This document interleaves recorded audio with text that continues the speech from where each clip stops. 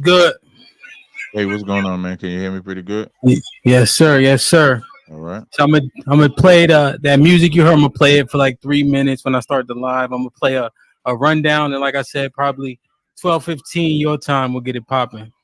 Okay. All right, that's I fine. got it. I got a damn boxing match coming up, What, you man. This actually these boxing?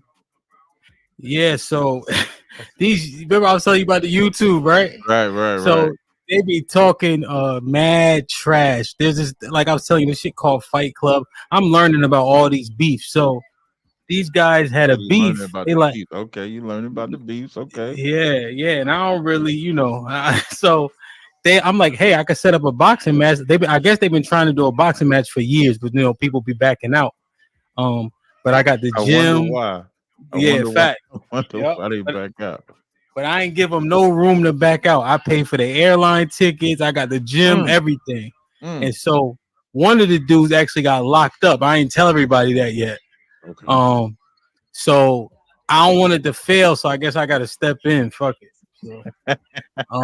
So I've been that shit. I spar casually, but now getting ready to just it's on the internet, so you got to go hard. Like, and I've been killing myself. I got a trainer, man. I'm like, man, I can't even. So Yeah. I just got done with that, but it is what it is. You know what I mean? Mm-hmm. So I say about 12:15, 12. So this what it'll be, Cap, real quick, just so you know if you end up stepping away. Okay. So I'll play the rundown and then you'll see this, the generic. Yeah. That generic countdown. And then if you hear this, that lasts like 15 seconds. So if you hear that, that's when we'll be on screen once that ends. Okay. Yeah, I'll be listening. I'll be here. Okay, cool. So about 15 minutes or so. Okay, no sweat. All right.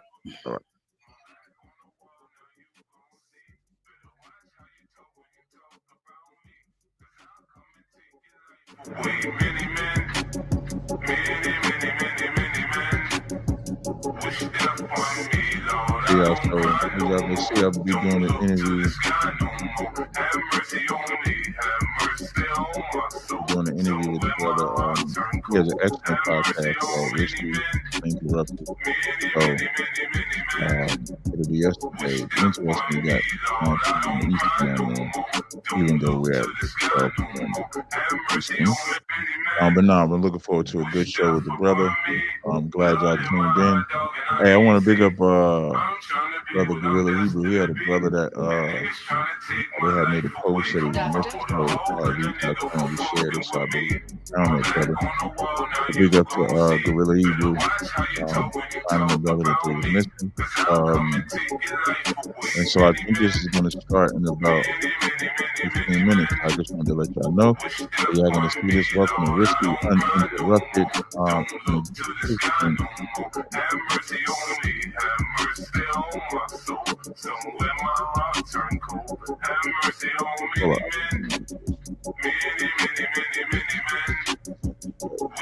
My history.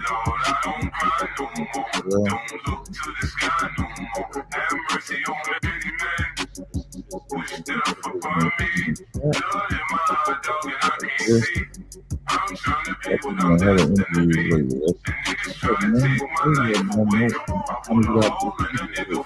I gotta come outside. So I get out of got a lot of things that I had to around the damn corner, y'all.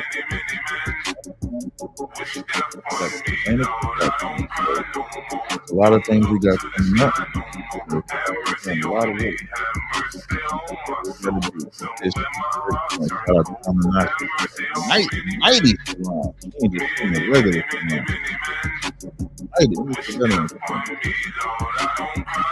Mighty. Yeah, we're gonna be in Atlanta this week. We got Hamp that Friday.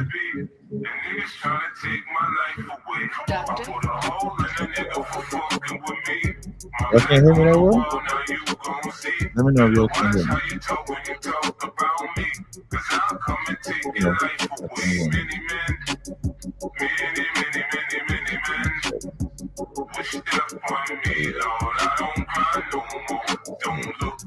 volume up automatically. Turn your volume. Turn it up.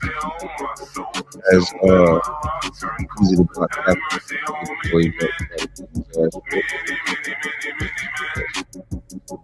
go through a good build, y'all. So, they asked about the 85 South. I don't, you gotta ask. I'm not sure.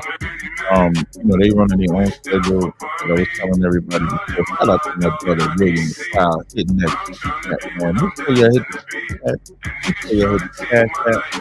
Make sure y'all pay your tithes. Make sure y'all do all of that, man. I'll be creating the GoFundMe fee for that we having in Harlem for y'all to donate to the podcast we do every year. But the 85 South, everybody running their own schedule. I don't know how they do the schedule. I know they were shooting the show before we came on. So however they have it on, that's what they have it on. So I reached out to Moneybag and see, we can schedule so we can put something there. But as of right now, I don't know for what the schedule. I didn't even ask because I know how it goes. Because I know how it goes, I didn't even bother asking. Wait, since y'all asked, I'll ask y'all so y'all can feel all right. So,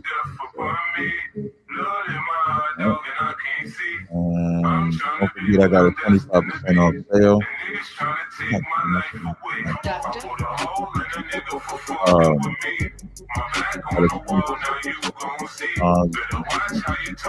I got a 25% off sale on all my products. The new scents I got right now is I've been wearing Rank. I got this one called Rank RANK.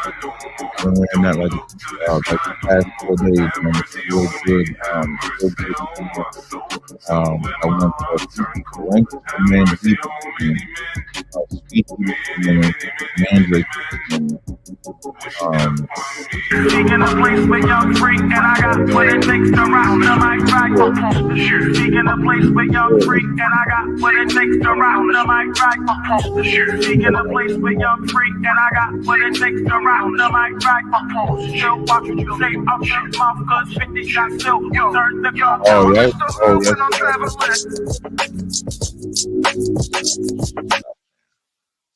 That probably works better now. Y'all ain't got to hear me. Right? So y'all ain't nothing else said that whole time because the music is on.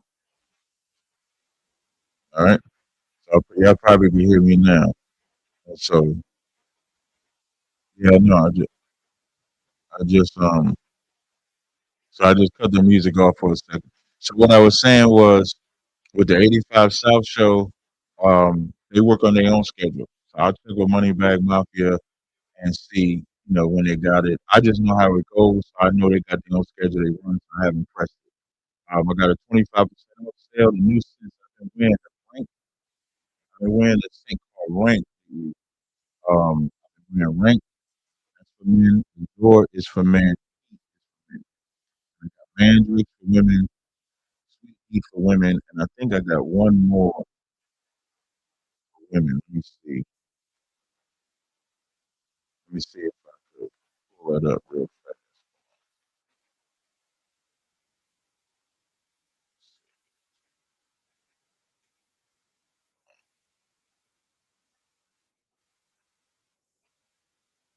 Okay.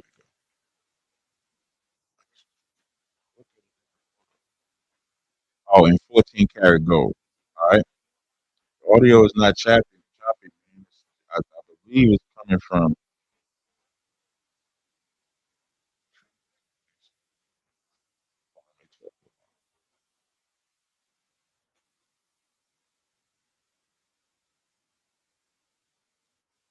Shut up, Mika. You want good sound.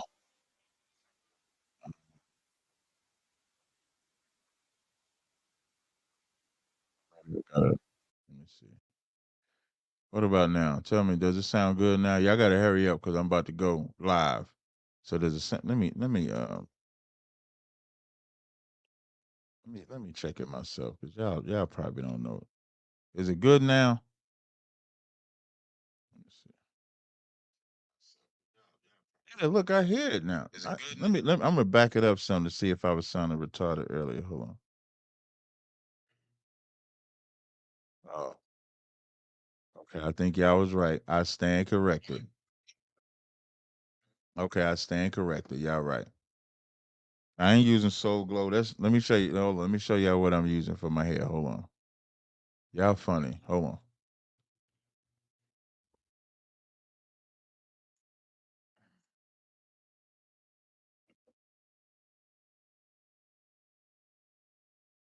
I ain't using no damn Soul Glow. But what y'all looking at right here is a unlabeled hair crack. That is what I am using. Y'all see them rosemary and fenugreek and ashwagandha. Ashwagandha. That's what I'm using. Look at that. Mm, mm. Your mic before sounded like Joe Biden. That's funny. Shout out to my brother Eternal, always giving a super chat and donation, man. We greatly appreciate that, man. All right. Mm. So just waiting for them. They got like 3 minutes. They playing something over there. Yeah, y'all want to listen so y'all can get an idea of what this show, what this platform is about.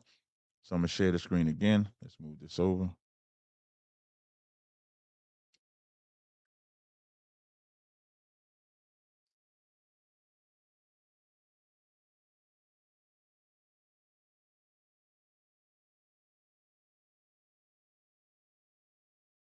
To their men. Women have to come to that conclusion that you are not equal to your man. Are you for spanking? Let's go around the room, yes or no. Q, you for spanking? Absolutely. Lineage. Okay, so big kids don't get spankings? You gotta fight them niggas. There's no difference between divorced women and single mothers. The man will, in both circumstances, suffer comparably with no benefit to himself. The benefits don't outweigh the cost. But it's still better to go with someone who hasn't gone through that. It's still better to not choose them. Have men been getting over on household duties all this time? Listen, but I don't touch a trash bag to save my life. So let me ask you, could you and your wife switch roles in what you do versus what for that person hold y'all back or let y'all go? Physically, can't nobody hold me back. Ain't no such thing as a fair fight. Direction, choose your own path. Don't just wear anything. Wear garments that mean something. You got hats. We got sweatshirts. You got jackets.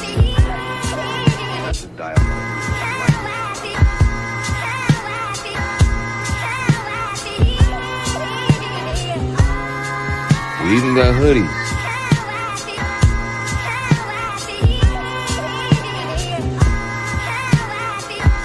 Let's not forget our classic tees. Direction, choose your own path.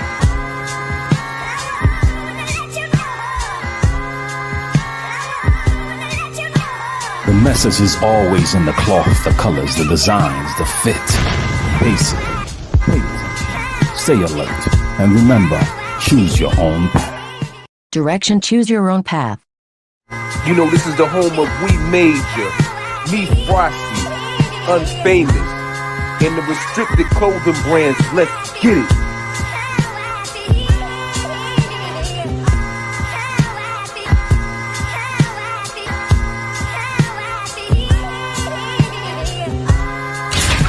The message is always in the cloth, the colors, the designs, the fit. Basically, pay attention, stay alert, and remember, choose your own path. This Might Be Risky sponsorship package is here. Have your ad run on our live streaming episodes, linked in the video description and attached to our many hot take clips. The channel is fast growing with thousands of views and subscribers. Don't miss your chance to grow your business. I think I'm just gonna wait. I thought he said it's 12:16. So I'm gonna wait till you get it. It says, but Avis, you said, what about the widows? What you mean by what about the widows?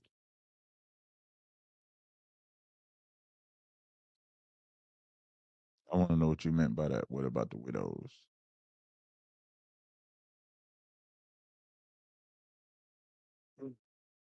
Yeah, I'll be driving to Atlanta too, y'all. I'll be driving. It's like a 12-hour drive. Boy,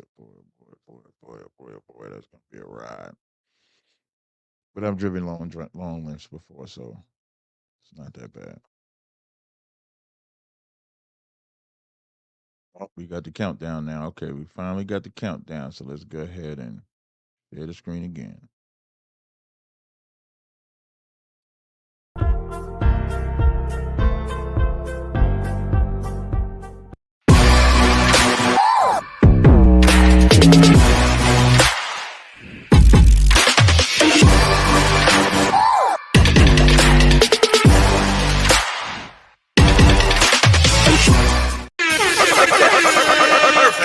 Like, share, subscribe, tell a friend, and tell a friend. Hit that like button right now if you can. That helps the channel the most. DJ Hamp, Stampede, we in the building. Run!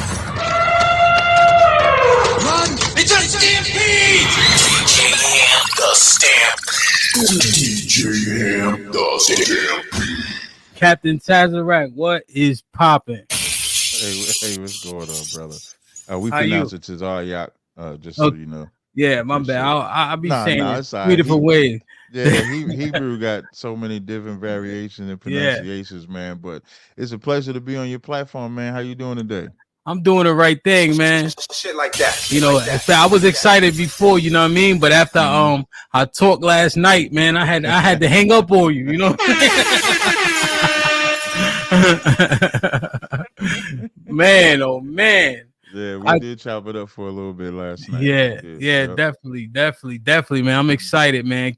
This Callie Bev, she one of my biggest supporters. And she been asking me to reach out to you for 2 months. So shout out to that sister. Big up to that sister, man. I appreciate it, man. Yeah, I definitely appreciate it. 100%. She put the battery in my back, man. I'm glad, you know. Man. Like, share, subscribe, tell a friend, hit that like button right now if you can. That helps the channel the most. Captain Zario, give me 1 second. I just gotta acknowledge who in the chat real quick. Okay. Uncut was popping. He became a member yesterday. Salute. Mo Love renewed.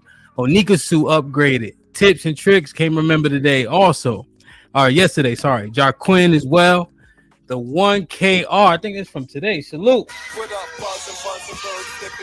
JYK, appreciate you.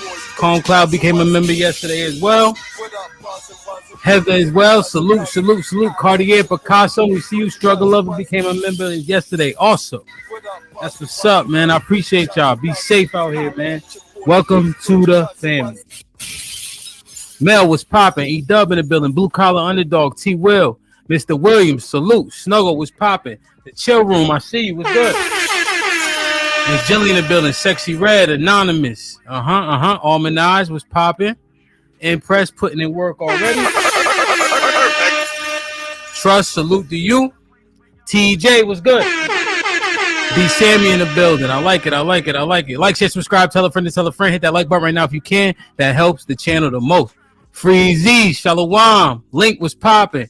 Chris, I ain't see you yesterday, man. Hope all is well. You heard? Vet Life in the building. Amin in the building. Calvin was popping. Down south, we doing our best today, man. We doing our absolute best, man. Get the likes up. Melly Mel was good. Rainbow Kid. Callie, of course. Tommy was popping. Leslie, okay, you on time. Appreciate you. Okay, Cap in the chat. Yeah, I wanted to hit the chat a little bit. Indeed. Tanisha said Cap 100. Mr. McBride was popping. What? It'd be weird, man. Ali was goody. Here for the T. I see you, man. AC, salute. Zagu, I think I'm in D. You already know. So John was popping. King Kuta in the building. Shy Steve was good. I like it. Like, share, subscribe, tell a friend. Hit that like button right now if you can. That helps the channel the most, man. We are here with the legendary Captain Tazariak today, man. Cap, man, how was your travels and trips and all that? You good? Oh, yeah. I'm good, man. I'm actually about to, when I finish this interview, I got my clothes washing and drying. I got to pack because I'll be going to Atlanta tomorrow. Damn. Okay. So right after this interview, I'll be prepping for that. Word. That's what's up, man. We're gonna be down in Atlanta The 4th we teach in class. I think Jenna Hyman's teaching class on the 4th. We have camp that Saturday, and then we're having we do annual cookouts or regional cookouts, I should say, in different zones. So we'll be having a cookout this coming Saturday in Atlanta as well. Okay, so that's the 6th. Mm-hmm. Right? Yeah, that's the 6th, yeah. Shit like that. Word. Get familiar, man. I know Cali shit. Cali, I think you in Atlanta. You know what I mean? Yeah, who that you just popped up on the screen? I think I know her. Maybe so. Somebody on the screen. Yeah, she said she definitely had a few interactions. Yeah. We used to me and that sister, it used to be her and like maybe 7 other people. We used to chop it up a lot. If that's the same is her name Callie? Is it Bev or something like that? Yeah. That's her. Yeah. When I saw the face, I remembered who it was. Yep. Yeah, man. Chop it up with the sister. Yep. That's what's up. The world is small, Cap. You know what I mean? Yes, it is. The world is small, man. Y'all get let me check it's like Cap. It's like the like button got shit on it. You know what I mean? Like they for some they just don't.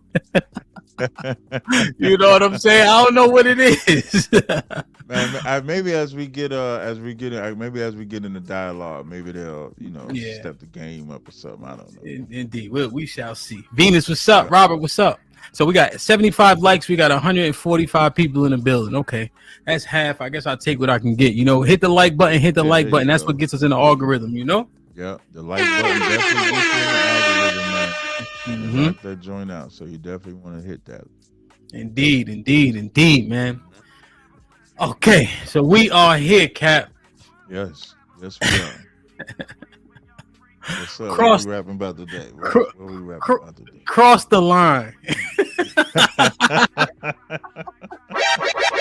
That's like one of them. I guess that's probably gonna be like I've done a lot of things, but that moment right there in time has been like I would say like a earmark where people. I was listening to Eddie Murphy talk, do this interview, and they was asking him like, what if people come up there and talk to him, and they was like. They say "F you, Eddie" in a little African voice because that's what they remember him. Okay. So I know I'm saying that to say like I've done a lot, but most people will remember me from the whole cross the line thing because I think of who it was against as much as me saying it. So at that time it was against the cat Polite who's now in jail. Yeah. But it was against him, and at that time, he was like a terror to Israelites. He was always on the scene trying to talk trash and stuff like that. So. When he got put in his place that day, I think all Israel celebrated. Like when all black people celebrated when OJ got found not guilty, like all Israel celebrated. Shit like that. Like all Israel celebrated, like, yeah, Cap, put him in his place, cross the line like that. That it was like that's how I look at it. It was like even people that don't subscribe to Israel, being an Israelite. But Noah Polite and stuff like that, I think that's what that moment in time created to where I'll always be remembered for that. You know what I mean? Nah, so that's 100%. 100%. It's definitely like you said, when I would see it, right, as I did my due diligence, it wasn't like, it was like a pest. You know what I'm saying? Right. That's how I see it. And then when you did that, like, okay, let's get on some man shit, cross the line. Right. He don't cross. We already know what time it is now. All right. You know what I'm saying? Like that settles it, And then not to get into him, but then you see what he got locked up for. It almost like speaks to the willingness, the unwillingness to cross that line. You know what I'm saying? You know what's interesting? What made him want to cross the line was when Katazai. So and the reason why I say it's interesting is when I end with it. So when they was trying to get Katazai to talk the whole time. So when I give Katazai the microphone, Polite says, "Daddy letting you talk," like trying to infer that I'm Katazai's daddy. Yeah. So Katazai was like, "Well, if you want to call him my spiritual father, that's fine. Your spiritual father is a child molester," and that's what set Polite off. And what's interesting is, if we think about it in hindsight now, he's in jail for those same charges. The same charges that his spiritual father, Malachi York, is in jail for is the same charges that Polite is now in jail for. So now we see why he was so mad that day. Yeah. Because Katazai was talking to his spirit. Yeah. So Yeah. Kadazai is really just talking trash, essentially, because okay, you say Tazaryak my daddy, I'm gonna talk about your daddy, your spiritual daddy. But in real life, this is what Polite was doing. This is the life he was living, and so the Lord always exposes. You know, the scriptures say what's done in the dark gonna come in the light. So now he's in jail for what he would not cross the line for, on that day. Yeah, that's what I'm saying. That Shit like that. Shit like that. Yo, that's the thing, man. As we go into that, Cap, right? I had this conversation back and forth and back about free will. Right. You know, a lot of our Christian brethren believe that God is omnipresent, omnipotent, and omniscient, right? And then they'll say we have free will. It confuses me, right? Because it confuses me too. When I think of free, like if I give somebody a free $100, you know, take that $100, they ain't got to pay me back, ain't none of that. But if I give you this $100 and you got to pay me back, there's conditions now. If you don't pay me back, then we got a problem. If you do pay me back, we don't have a problem. That's the conditions. So I don't understand when people say free will. If you want to say a choice, I don't even think we got a choice. But if you want to say choice, you could say that. But we definitely don't have free will. Yeah. Is there anything you'd like me to share just so they can see from a biblical perspective? Yeah. But I like the analogy, though. I never used that one. I'm going to steal that one. Yeah, you could listen, man. That's why I say it, man. So you can steal it, man. Go ahead and take that joint, man. So one of the scriptures that you can go to is in Deuteronomy, the 30th chapter and the 15th verse. When you read that, right? So that's Deuteronomy 30 and 15. I'll read it as my good brother puts it on the screen. So in Deuteronomy 30 and 15, it says, "See, I have set before thee this day life and good, death and evil."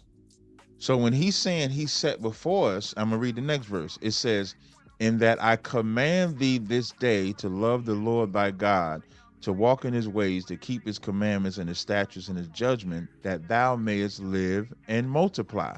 So now we're getting the conditions. So same thing with that $100. So now you're getting the conditions. If we walk in his commandments and keep them, we will live and multiply. And the Lord thy God shall bless thee in the land whither thou goest to possess it. Then verse 17, "But if thine heart turn away, so that thou wilt not hear, but shall be drawn away and worship other gods and serve them, I denounce unto thee this day that thou shalt surely perish, and that ye shall not prolong your days upon the land whither thou go to possess it over the Jordan." So now that's not free will. There's a condition if you obey. There's a condition if you disobey.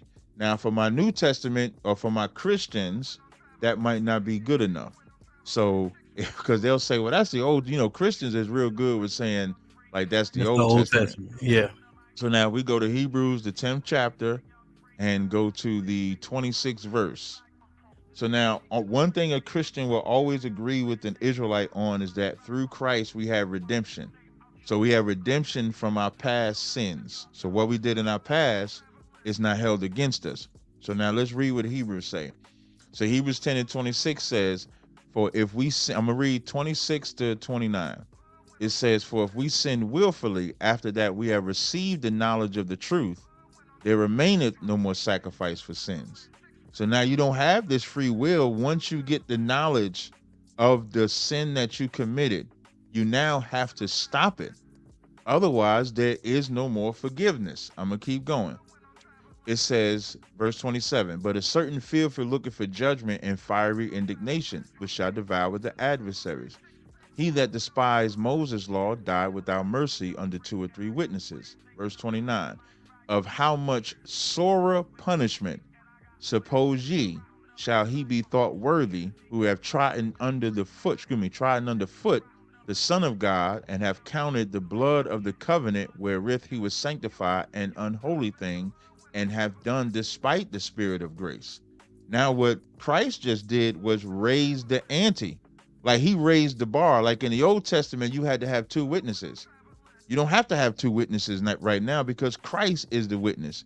And Christ is saying, if you died under Moses, with just two witnesses of how much sorer punishment suppose ye if ye sin. So we don't have the free will to sin. If you sin, you get punished.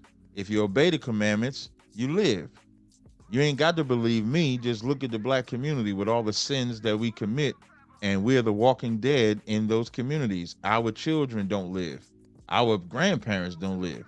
We don't live. If we get to like 40 or 50 years old, we think that's a good life when that's not the life that the Most High intended. So there's no such thing as free will. You can argue, you can say choice. Now, me personally, if you tell me life or death, death is not a choice. The only option for me is life. But at best, you could say choice, but we do not have free will. Like, share, subscribe, tell a friend, hit that like button right now if you can. That helps the channel the most. At the end of the one-on-one interview, I will be dropping a link if you have questions, comments, or smoke. Yeah, we take it all. Pause. So, in terms of him crossing the line, Cap, right? Mm-hmm. You have pushback where it say, well, what about, why wouldn't Cap turn the other cheek? Mm-hmm. You know? And I think turn the other cheek may be slightly misconstrued. So what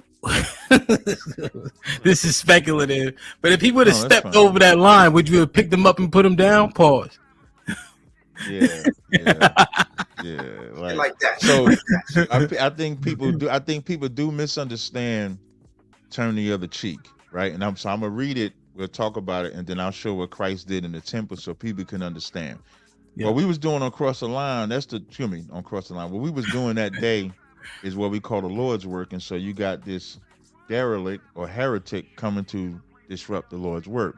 I'll get to that in a second. So in Matthew's 5 and 30, I'm trying to get the exact verse for turn the other cheek. Hold on, let me get that one real fast. We should be It's in Matthew's 5 and 39. 39, right? yeah. Yep. Mm-hmm. So now I'm gonna start at 38. So we can understand exactly what turn the other cheek means. Because that wasn't a turn the other cheek moment. That was really a check-in. So now, Matthew's 5 and 38, it says, ye have heard that it hath been said, an eye for an eye and a tooth for a tooth. Because that's what it said in the Old Testament. Whatever someone did to you, you by law had the right to do it to them. Verse 39 says, but I say unto you that ye resist not evil, but whosoever shall smite thee on thy right cheek, turn to him also. What Christ is doing in Matthew, the 5th chapter, is giving us the spirit of the law.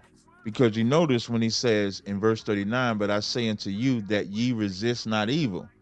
Here's the part that people won't see as the evil. The evil part is when he punched me in the face, that was evil. So just if it was evil for him to punch me in the face, it's also going to be evil for me to punch him in the face. And when I punch him in the face, it's not going to stop the conflict. And that was the issue with the children of Israel. Yeah, the northern kingdom and the southern kingdom. If I was to liken it today, you got Bloods and Crips, GDs and Vice Lords, and everybody is at odds because nobody wants to resist evil. So the cheek is just a metaphor. It's not talking about literally turn the other cheek like that. But it is a metaphor to where, how do we stop the evil in the black community? How do we stop evil amongst the children of Israel? Somebody is going to have to resist evil. Do you have the right to do it by law? Yes, by law, you can get your judgment. But is getting the judgment that way going to resolve the issue? And so that's what Christ meant when he said, turn the other cheek. Now, what Polite was doing on the whole cross the line thing, he was just threatening. He hadn't really done anything. And I was telling you offline, I'll gladly say it on air, me and Polite had a relationship, like we had a rapport. Like we would talk off and on and stuff like that. Because when I battle people, if we're in the middle of a battle, when we're in that battle, it's like battle rap. When somebody is when Loaded Lux is battling Hollow the Don, he's trying to totally eviscerate him. He's trying to embarrass him, XYZ.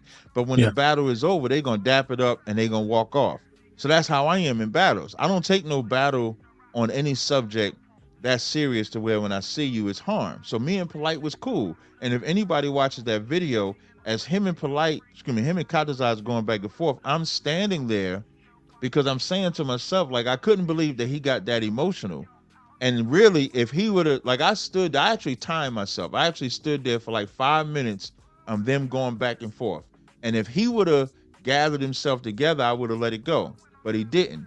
So now it becomes a point where you really are threatening the camp, and I'm in charge of the camp. So now I have to take charge. So I just want to read this one scripture with what Christ did when he saw them doing something in the temple. This is John 2. This is John, the 2nd chapter. I'm going to read 13 through 16. This will let you know, turn the other cheek does not mean that you can't fight, so to speak. So this is John 2 and 13. It says, and the Jews' Passover was at hand, and Jesus went up to Jerusalem and found in the temple those that sold oxen and sheep and doves and the changers of money sitting. And when he had made a scourge of small cords, he drove them all out of the temple. So now Christ is making a scourge of cords, and he's beating them out of the temple. And sheep and the oxen, and poured out the changers' money and overthrew the tables, and said unto them that sold doves, take these things hence, make not my Father's house an house of merchandise. So now what Christ is showing you, the turn the other cheek is if someone does something to you. But when you're defending the gospel, just like he was defending the temple, you can defend the temple or the gospel as you so see fit. So that was me defending the gospel that day. Yeah. I like it, man. Like, share, subscribe, tell a friend to tell a friend. Hit that like button right now if you can. That helps the channel the most. Cap, I run a lot of panels. We try to have real, honest conversations. It doesn't always go that way, right? Right. There are a lot of people who, and I'm going to use this term for the sake of the people listening, use the religion in the Bible specifically when it's convenient, right? Right. One thing that is often leveraged against women is Timothy. When says I suffer not a woman to teach. Yeah, that one. And then, well, I may have pulled this one out to show a little bit more context, but Corinthians 14, right? It's kind of backed up seemingly. But I was like, well, if you don't believe in this, or if you're not you're not following the law or Christ, or etc., can you leverage this against women in these secular conversations when it's convenient? What's your thought? Yeah, I think we can leverage. So from a biblical standpoint, no Christian woman should be on the pulpit based on what these scriptures say from a biblical standpoint. Because from a biblical standpoint, this is in the New Testament, and they all love Paul, and Paul is clearly saying let the woman keep silent in the churches. And the silent is not talking about her not having a voice, because sisters have a voice in our school. Sisters do amazing things and works amongst us, amongst the brethren. What Paul and what it's talking about in Timothy specifically is leading the men, leading the congregation. Like women, and that'd be the problem with women. Women want to be in charge of the community, but if the community failed, then they want to blame it on men. And so that's how you can make it secular. Women were never meant to be in charge. And that's just facts. That's not saying that women doesn't have an opinion. My mother was Big Mama when I grew up. A lot of women can be, when I'm saying Big Mama, I ain't talking about being fat, but I'm talking about Big Mama in the sense of the role that a mother plays, like Deborah. But most women don't want to be a Deborah. Every woman, usually when you have a conversation like this, a woman say, well, Deborah was a judge, and Deborah was a judge, but she was a judge like a mother would judge. She was not a judge like a father would judge. These women want to be teachers like a man would teach, not like a woman. And so when you get, whether it's a secular conversation or whether it's a biblical conversation, women want to be at the forefront of these conversations, and you just can't. You can't be at the forefront because you were meant to give courage. You can give courage to a man. You can give some wisdom. Can't say you can't give wisdom to a man. But as far as being the lead point, that's just not your role. And it'll never work. And the biggest drink that I can give, the main reason why the so-called white man will put the black woman specifically, because America does not put the Asian woman in charge. America does not put the Arab woman in charge or the white woman in charge. But the black woman, they let her get more educated than the black man, more jobs than the black man, be vocal over the black man, because a woman is never a threat. That's the greatest drink I can give. You'll never be a threat to any society. A woman is not a threat. The man is always the threat. And so when women try to get in these spaces and they're fighting with black men to have a voice, you're really helping white supremacy to divide us, because you have a better role. Like if I was to read 1 Peter 3:1, this is 1 Peter 3:1. It says, likewise, ye wives, be in subjection to your own husbands, that if any obey not the word, they also may be without the word, won by the conversation of the wives. There's a conversation that a woman can have to any man that she will absolutely get her way. And then there's a way that a conversation that a woman can have with a man that even if he does it, he'll make her feel like I'm slapping you in the face to do it because of the way that she spoke. You understand? It's like when you do something for somebody just to shut them up, and then you do something for somebody out of love because it was right. So everything is really controlled by your mouth. And the woman's mouth, that mouth on a black woman, which I love her to death, but the mouth that she has can be the worst thing to ever happen to black man outside of the white man, because she goes off. She talk about your mama, your kids, the kids you ain't had. Like she can be extremely reckless with her mouth. But in the right spirit, they ain't a greater treasure than the woman. But she's not a threat though. Word.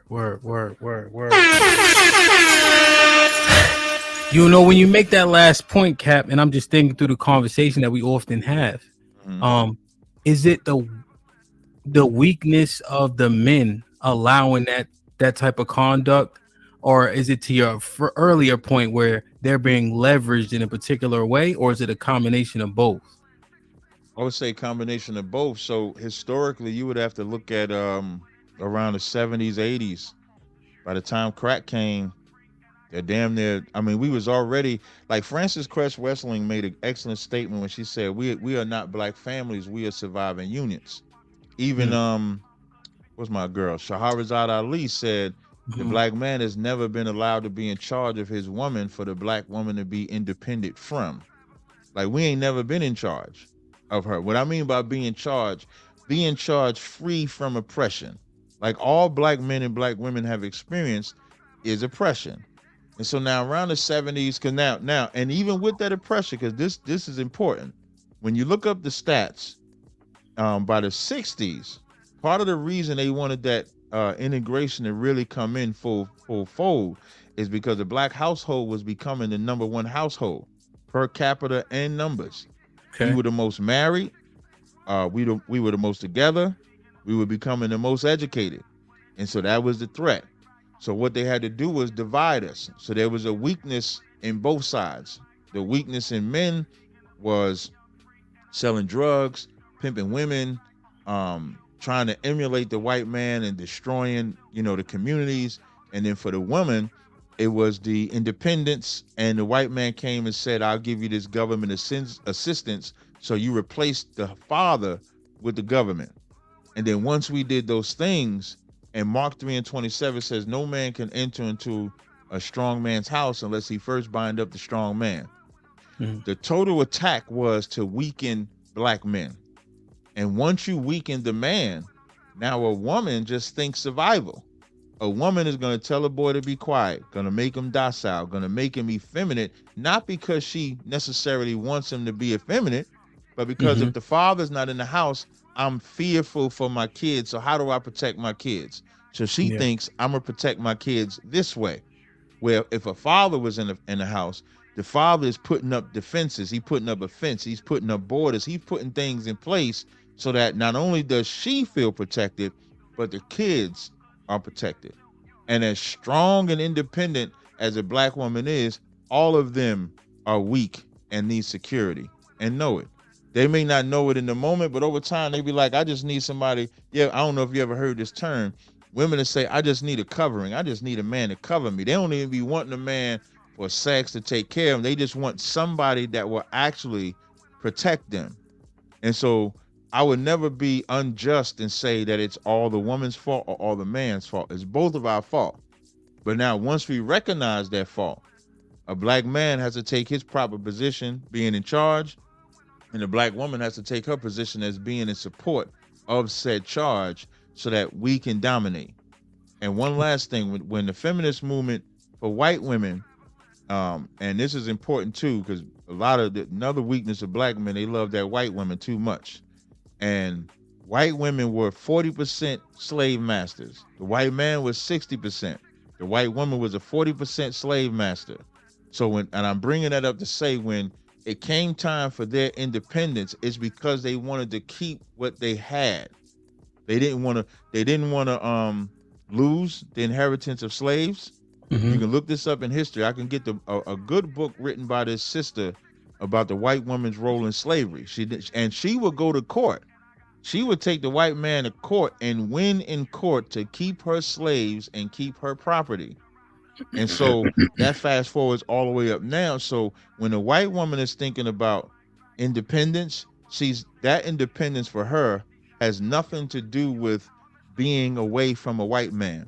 It has everything to do with economic empowerment.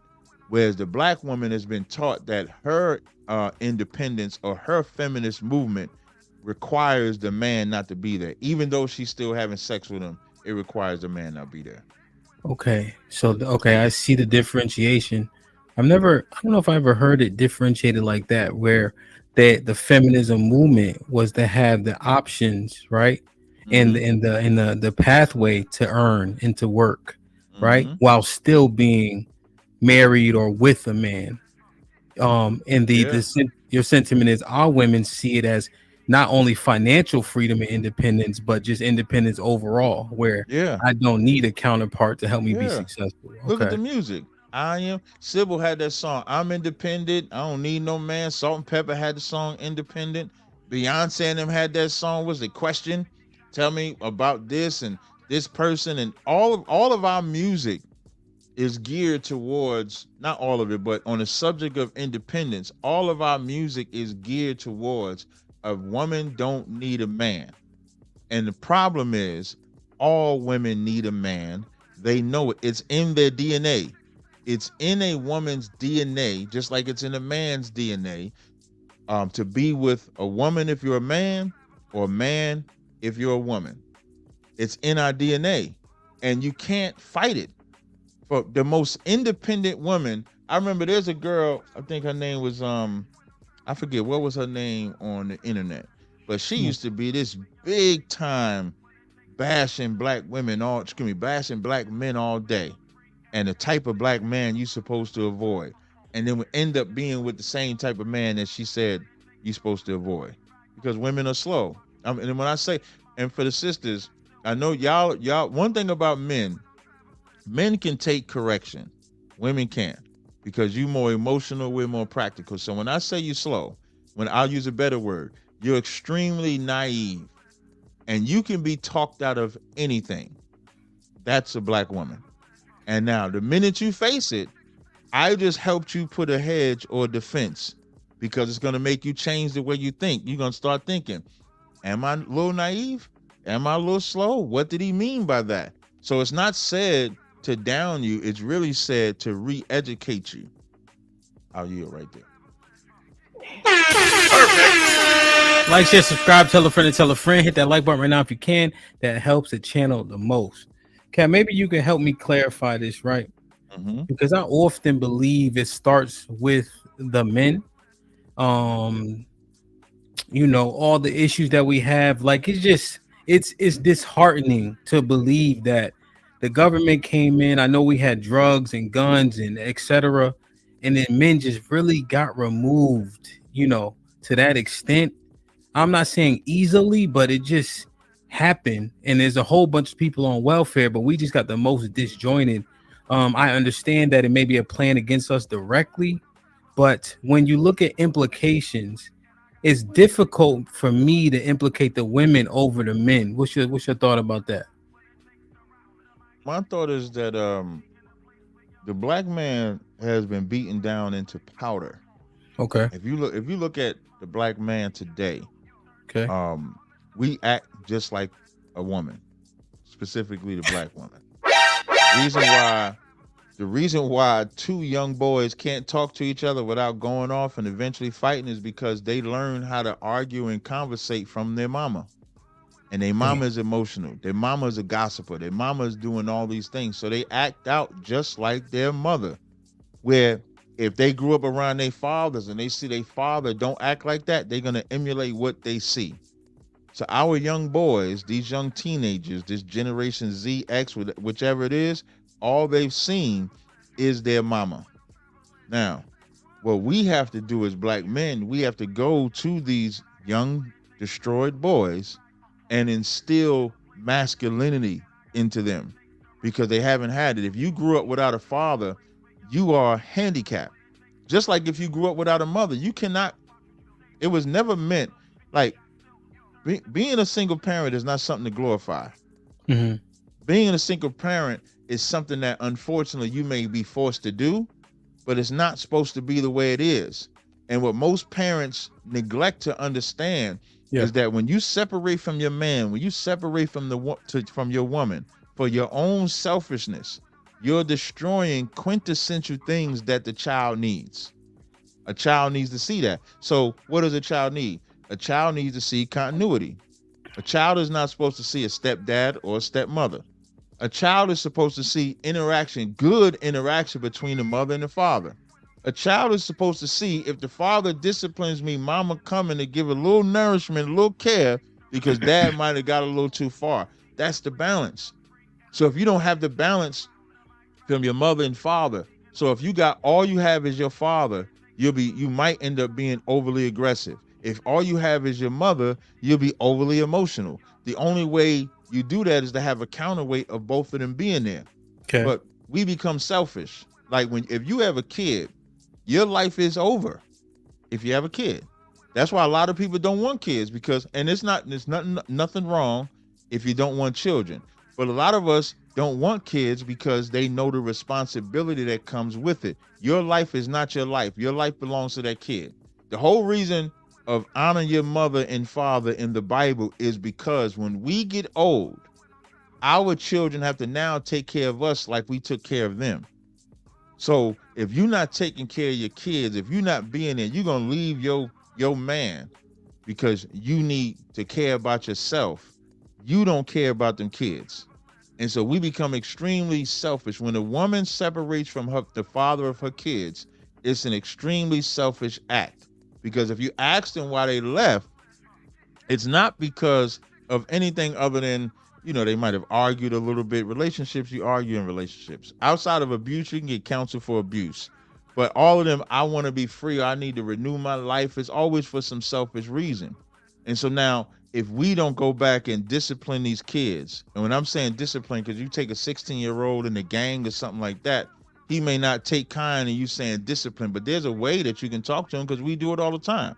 We go into the neighborhoods, like in New York City, we're real strong in New York City right now. We're being a part of the neighborhoods and talking to people in the communities to instill manhood in them, to instill discipline in them. To these sisters, these little girls, if we don't see the attack of the over-sexualization, they got this roach called Sexy Red. She's a cockroach.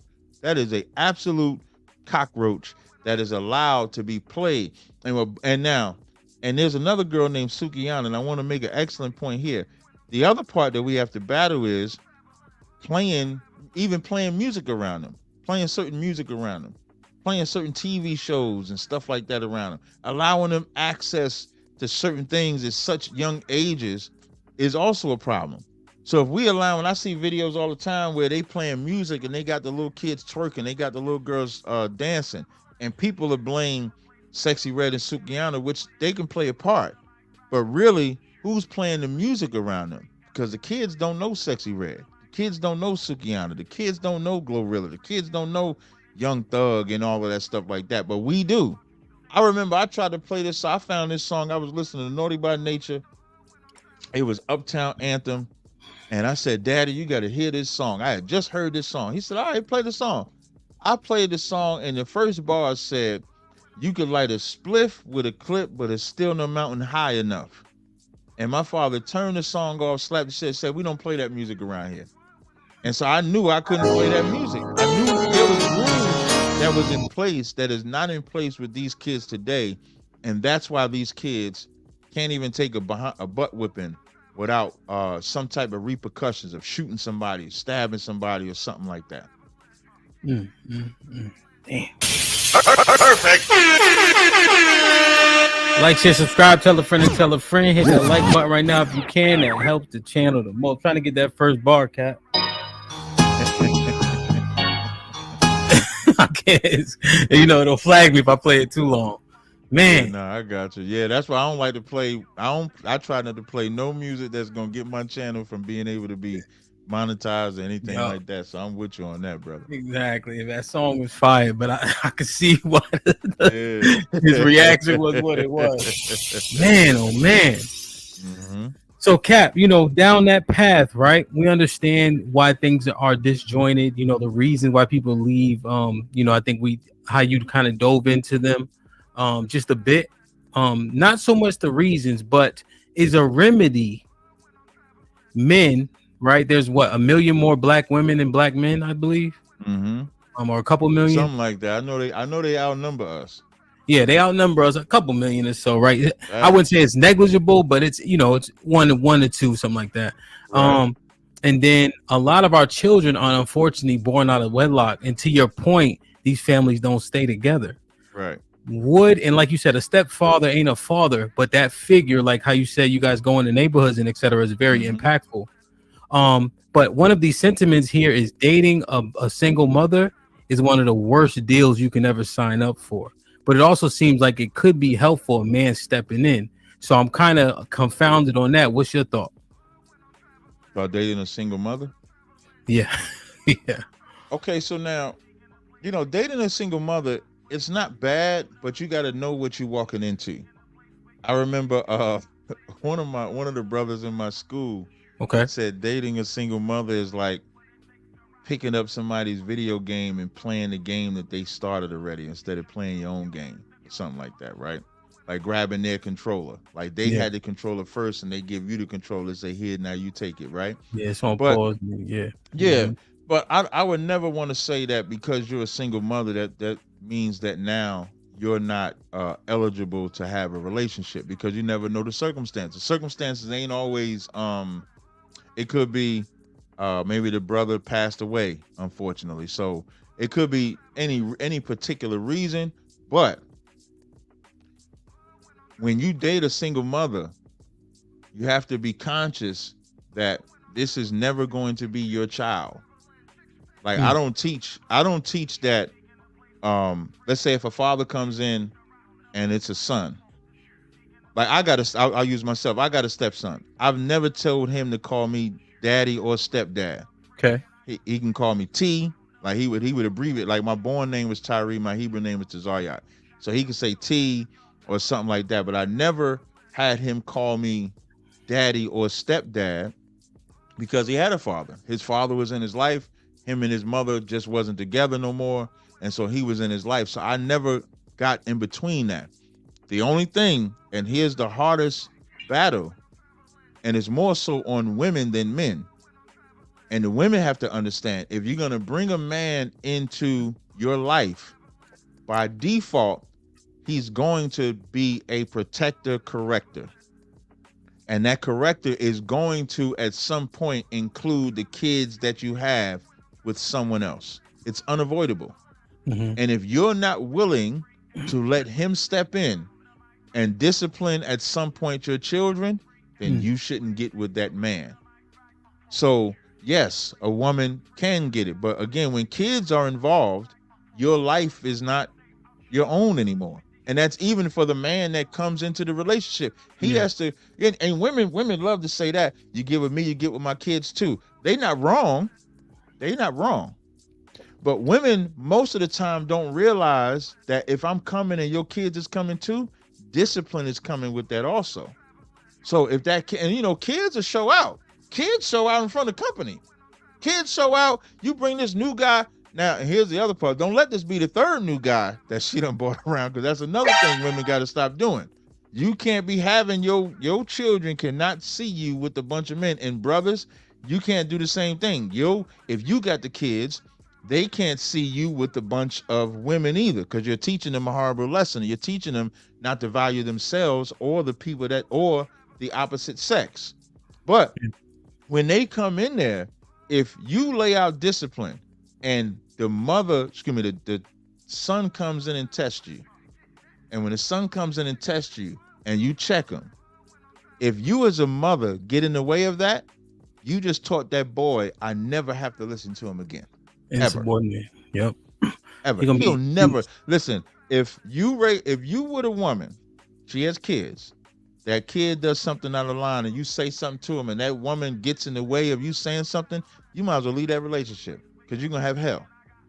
Damn. Brother. And that's the lesson that women teach. And a lot of times they think, can't nobody correct my kids? But how can nobody correct your kids? But you saying the kids come with it. There was like, a man is not going to allow chaos around him. I don't know no good man. I'm not, if y'all messing with some cat that is just having sex with you and don't care about you, that's a whole nother conversation. So I'm going to talk about this as if we're talking about a man that wants to be in a relationship with you. You have children. You cannot get in the way. And as a man, you can't just step in and be daddy. You can't be daddy. That's not your son. That's your brother. Look, if you can understand that, you can understand everything. That's not your son. That's your brother. Not your brother like you grew up with brother, but brother so you can understand what the relationship really is. Mm-hmm. And so even as a big brother, I would discipline my little brother. So if I come in, I can discipline my little brother.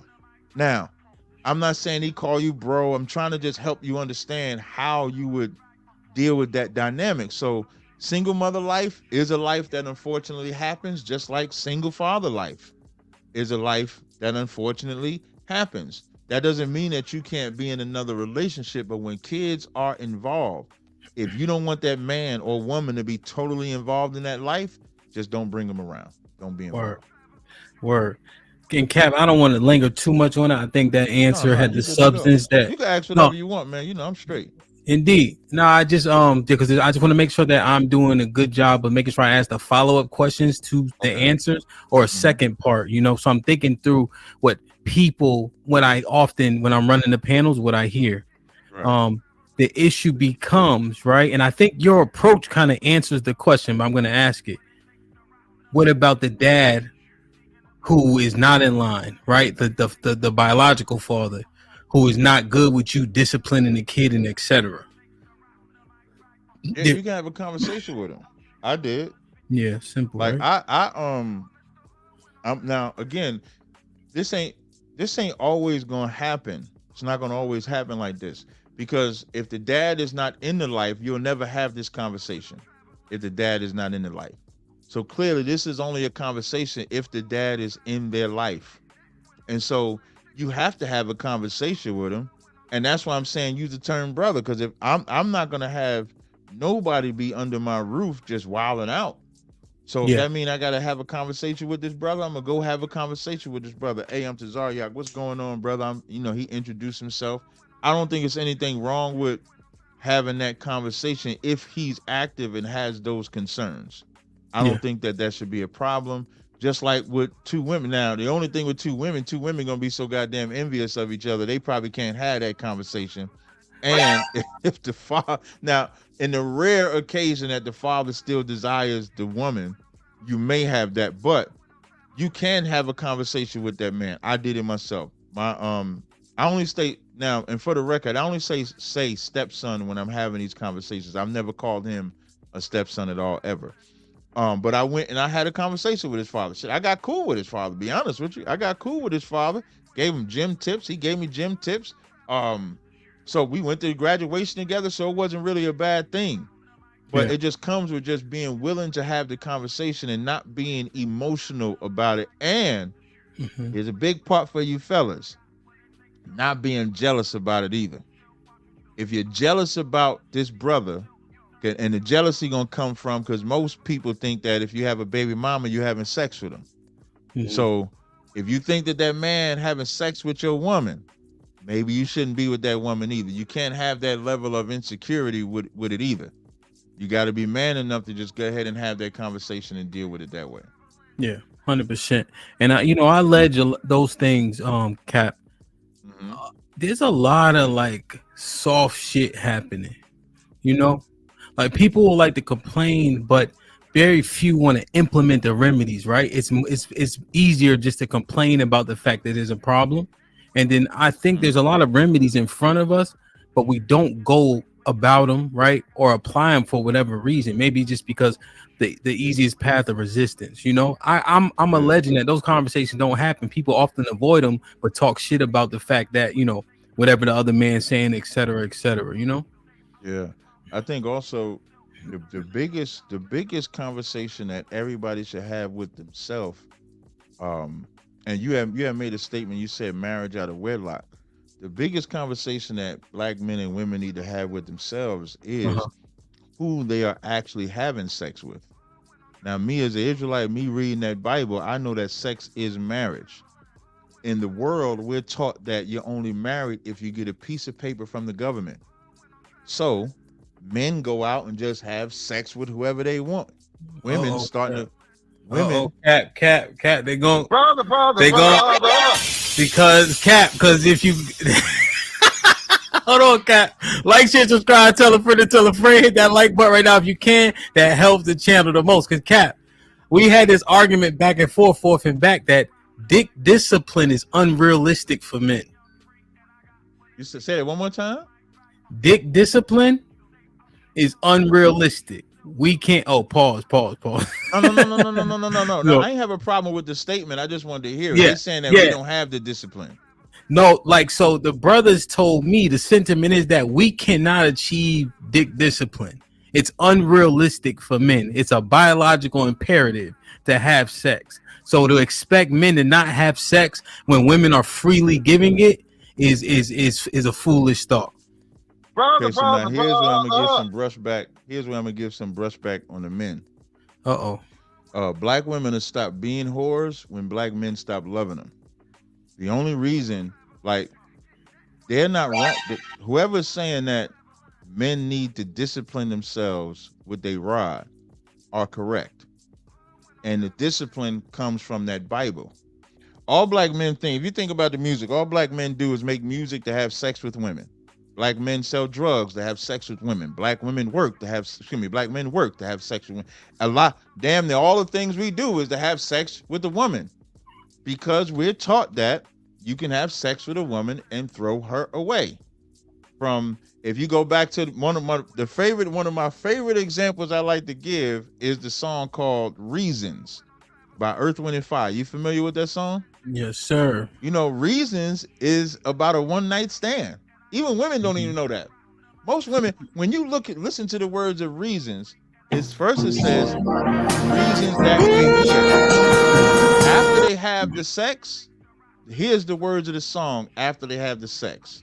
Now, after the love game has been played, all of the reasons were just a charade, and all the reasons start to fade. You know why the reasons start to fade? Because he nutted. So because he got that nut off, it faded. But women sing that song. Men sing that song, especially when if there's a version where the brother hits the high note, and listen, the song is fire. The song is fire. But I'm trying to find the high note. Hold on, okay, let me see. When I was younger, I could hit that high note. I'm a little older now. I can't hit it now. But when I was younger, I would absolutely hit that high note. And when the song is over, that's how black men treat women. And here's the sad part.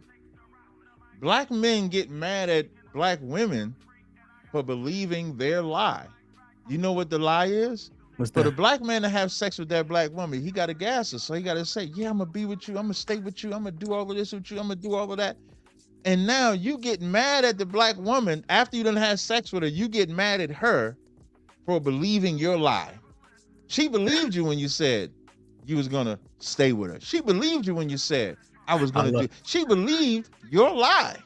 So now you get mad at her. So yes, black men absolutely require raw discipline, just like black women absolutely require vagina discipline. And if you separate, now this is where I bring the Bible in place. The Bible says you lay with a woman, that's your wife. That's Exodus 22:16. If you lie with a maid that is not betrothed, you shall endow her to be your wife. So there's two ways that you could do it. You could do it either by going to the father first, which is really the best way to do it. And that's another thing that we miss from fathers. What we miss from having a father in our life is, especially daughters, your father knows you. Really, your father is your first love, good or bad. A lot of women hate men or love men or treat men according to the relationship they had with their fathers, same way sons do with their mothers. So now here's another drink y'all can have for all of y'all in relationships. If you ever want to figure out why your man is or why your woman is the way that they are, look at the relationship they either had or didn't have with their mother or their father, because that's their first love. Now, let's say if you don't go to the father first, but you have sex first, that's still your wife. Now, imagine if you knew if you laid with this woman, you could not leave this woman. One night stands go out the window. Even shooting up the club, hitting it and quitting it, all of that goes out the window. Same thing with a woman. She not getting with this man. She not so infatuated with this superstar where she taking pictures with Chris Brown, letting him grab her ass and all that type of stuff. She's not doing that no more. She's carrying herself better. But we decide to be American, and America loves whores. They love it. When you look at that Valentine's Day, that heart, that's an ass, because that heart is a bent over woman with the ass up, because that used to be the sign for brothels in America. When you wanted to know where the 304 house was, you would look for that heart, and they done turned that into Valentine's Day. So when you become American, you cannot have raw discipline in America. Be an American. When you serve the Most High, when you get back to what we are as Israelites, it forces you to have discipline. The Bible says where there's no hedge, there the protection is spoiled. And we are spoiled. We are spoiled. We are destroyed. We have no wisdom or understanding. And that's why women are damn near in competition, because they're trying to be like men. Like, okay, I want to have sex like a man has. Why can't I have sex like a man has when a woman wasn't made to be dominated by multiple men like that? She was not. That is not your makeup, sis. Your makeup, here's how you know the difference between a man and a woman. If a man has 4 women and a woman has 4 men, if that man wants to impregnate those 4 women, he can get impregnated the same night. The same night. Same night if they all what's today, the 2nd, if they all ovulating on July 3rd. Now when the ovulation egg drops, you got like a 3-day window. So he got between the 3rd, the 4th, and the 5th, and he can impregnate all 4 of those women. That woman gonna have a problem, because them 4 men that she got, one of them gonna have to be the last one to have a baby by. And you better hope that by the time she get to that baby, she ain't got fibroids and other problems and all other kind of issues that ain't gonna work. So even biologically, a woman was not meant to have and be with multiple men. But the men are the rulers. Once again, I started this conversation by saying the men have to take charge. So it is the men that has to have raw discipline. If we had raw discipline, there's nothing that woman can do. You would not sleep with her. There shouldn't be nothing that she could do. She shouldn't be able to send you a video that makes you violate it. She shouldn't be able to send you a picture. She shouldn't be able to do anything, no matter what she does. And when you reject her, you're going to teach her, maybe I should try something different. Maybe I should be a better woman. I don't know if you saw this video I put on my Instagram.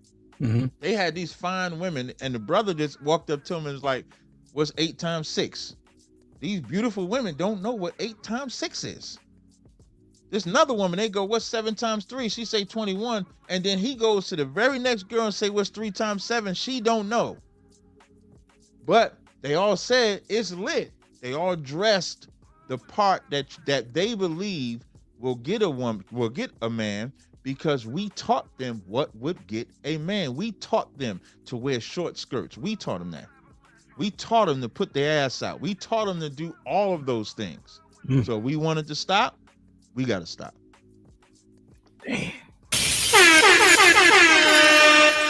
Cat, see that? Okay. See that's what I be thinking. But you know, it's like it's said, right? And I'm just giving you the talking points. You probably heard them, but I just want to make sure I'm diligent in it. You know, it said that if women require marriage, men would get married. But since women are giving up sex without commitment, men are going to oblige it. But what I hear, and correct me if I'm wrong, is we should be steering that ship. Yeah, we control that. We absolutely control that. We should be the ones saying, nah. Like in our school, for example, we force what's called a 1-year rule if you get with somebody in our school.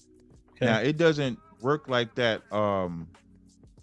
if you date somebody outside the school, but it's supposed to give you some type of principles. Like, whatever happened to like courting a woman, like getting to know a woman? Like, social media did something amazingly horrible to relationships. It allowed all the communication to be taking place through a chat device, pictures to be shared through a chat device, to where now when the person comes and sees you, he just thinks it's sex time. Because I did all the courting through an electronic keyboard. So they don't think, let me take out a date. Let me get her some flowers. Let me finesse her. Like back in the day, you had to put some work in to do it. You know, you had to take it out, you know, take it to a park, go get some food, do all the things that require courting. We don't even think like that. But this is something that men have to take charge in. So women cannot be in charge of controlling how sex happens. So outside of course, forced like that. Women can't be in charge of that. 100%. And we could share that verse where you found a damsel and you lie with her, you know, you get put. That's Deuteronomy 22. 22 and I think it's Deuteronomy 22 and 28. Yeah. I'll share that one just to make sure that they also understand the Bible's clear on that type of shit too. Yeah, you cannot. Because I said, outside of, you cannot force a woman under any circumstances. You can't force a man under any circumstances. And so the scripture I believe the brother is about to pull up is a scripture that some Israelites either misunderstand, misappropriate, or confuse. And so earlier I had read Exodus 22 and 16, and that scripture goes right along with this scripture. When it says, if a man find a damsel that is a virgin, which is not betrothed, and lay hold on her, that word lay hold does not mean to force. It's talking about to manipulate or seduce or entice. That Hebrew word there for lay hold is H8610, which just means to manipulate. It's like if you spit game. Like I say, man, I caught a couple girls at the club the other night. Nobody's gonna think that I forced myself on a couple of girls the other night. They're gonna say, oh, he hollered at a couple of girls the other night. So that scripture is not talking about forcing a woman. The Bible does not condone forcing a woman to have sex at all. Yeah, so I know some Israelites do teach that, but that's not in the Bible. It's not in the Bible. I just want to make sure that was clear. So, definitely clear. 100%. So I just want to ask a straight out question: do women control access to sex? They do control. Now that part, they do control the insertion part. They do control. You know, of course, you can't just walk up to them and take it. What I was talking about is controlling how we get it. That's what we control. We control the method of how we get it. They control the completion because they do have to consent to it. So I would say they control that part. But we can control this whoredom though. This whoredom that's running amok in the black community, we can control that. We done turned our women, like we done sexualized the black woman to where even we done destroyed the black woman so much to where when those of the community When they want to act out, they act like a black woman. When someone wants to be a 3 or 4, they act like a black woman. Like the same way with the black woman, the black man has been beaten in the powder, that black woman has been beaten down too. The only problem that we both have is that we still look at each other as enemies when we the only ones that can save each other. And we don't spend enough time doing that. Most sites thrive off of the back and forth of a black woman, you ain't this, and a black man, you ain't that. I don't see the sites that thrive off of a black man and a black woman coming together saying that we both messed up, and then how do we just fix that problem and not make if a woman brings to me a solution to what black men should do, I don't listen to that and say I need to attack what she said, which is what normally happens. If the black woman says, well, we need y'all to be more in the community, we need y'all to be to do this, we need y'all to take more charge, she's right. So I should just take that and say, okay, we should do that. And then if I say to her, I need you to start listening, stop yelling at your man, stop putting him out the house, calling the cops, she shouldn't look at that to have a counter. But in most conversations that I see online, it's always a counter. If a black woman says something to a black man, it's a counter. It's always an argument. It's never solution-based. So if we can get down to that, that will be, I did a lecture called The Cure for the Hatred Between the Black Man and Black Woman, because we're miseducated. Like, who convinced us that the black woman who we love, who we adore, who we lied to, who we seduce, who taught us that she was our enemy? Who taught her that we was her enemy? America taught us that. And it taught us that because if you destroy a household, you destroy that ethnicity. And we're the only household or ethnicity that our household is targeted. So, hope I answered the question.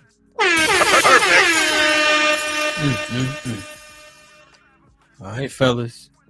Like, share, subscribe, tell a friend and tell a friend. Hit that like button right now if you can. That helps the channel the most. Yo, Cap, you know, they be coming on the panel, not just on the panel, but you see a lot of videos.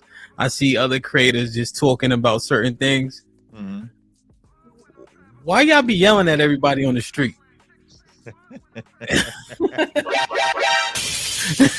we ain't yelling at everybody on the street. We just have a mic, so it's Cap, loud. Cap. Stop the cap.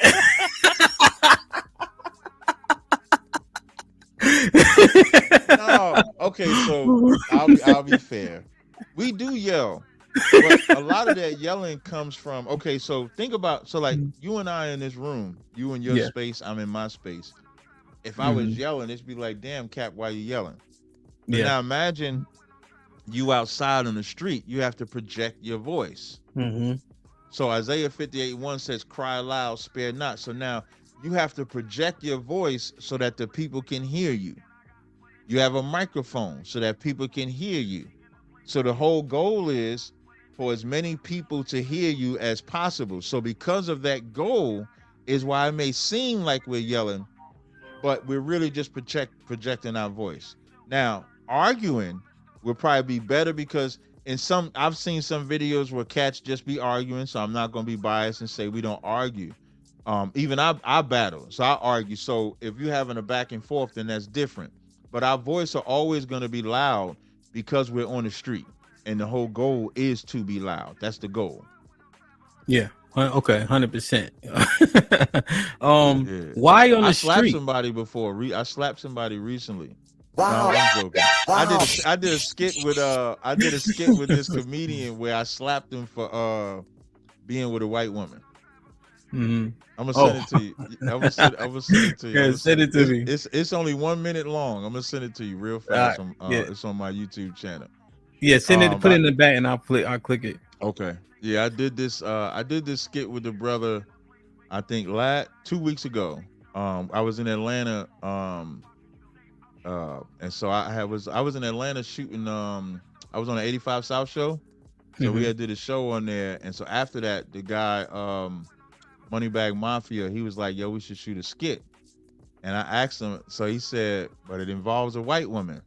So I said, "Okay, cool. What's the skit about?" So the skit is, I just put it to you in the back chat. So the skit is about him walking past with a white woman, he stops us, and then I'm sorry, we stop him, and he start talking about his little white woman, and he does all the ad lib like we don't talk, and then you're gonna see me slap him. When I slap him into an Israelite garment.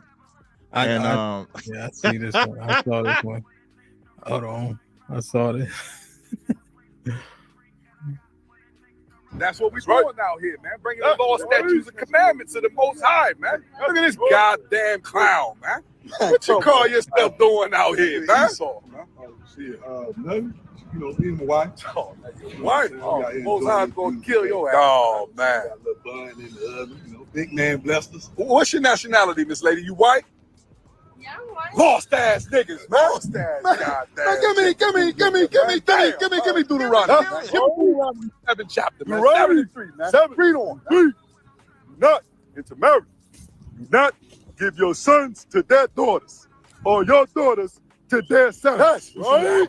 Shut your goddamn mouth, That's man. right. This goddamn read it again, That's man. right. Read it again for this goddamn mouth, man. Chapter Read 7, it again, Deuteronomy verse 73, man. Do not 73, man. The Most High is gonna kill your give ass. your Man. sons You got with to this their goddamn daughters, peck of or wood. your Man. daughters This damn to their sons. We Yeah, I gotta shot do that skit with him like 2 weeks ago, man. Shout out to Moneybag Mafia, man. We had shot that skit together. Yeah, man. That salute. shit was crazy. Damn, man, that's cool. Like, share, subscribe, tell a friend. That like button right now if you can. That helps the channel the most. Interestingly, Cap, that scripture, Deuteronomy 7. When I look at that scripture, you know, since we just on the topic from the skit, it's naming specific Hamite nations there. Right. So does that? So I haven't seen. Now, correct me if I'm wrong. In terms of white women, it may be. What I saw is may not be expedient, you know, like Paul says in Corinthians 10, but does it make it against the law? Yeah, I'm gonna show you. So in First Kings, and that's a good question. And so this is one of those things where Nehemiah and the Most High specifically knew like the spirit of that law, because that law clearly says if you sleep with them. It don't talk about them being ugly or anything like that. It just says if you sleep with them, they're gonna turn your heart from the Most High, right? Yeah. So does that not also apply that if you sleep with an Asian, they're gonna turn your heart? Sleep with an Arab, they're gonna turn your heart. So now I'm gonna read some scriptures. So this is 1 Kings 11 and 1. I'm gonna read 11 and 1 in verse 2.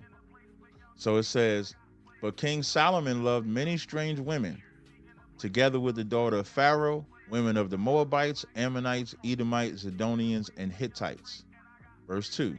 Of the nations concerning which the Lord said unto the children of Israel, ye shall not go into them, neither shall they come in unto you, for surely they would turn away your heart after other gods.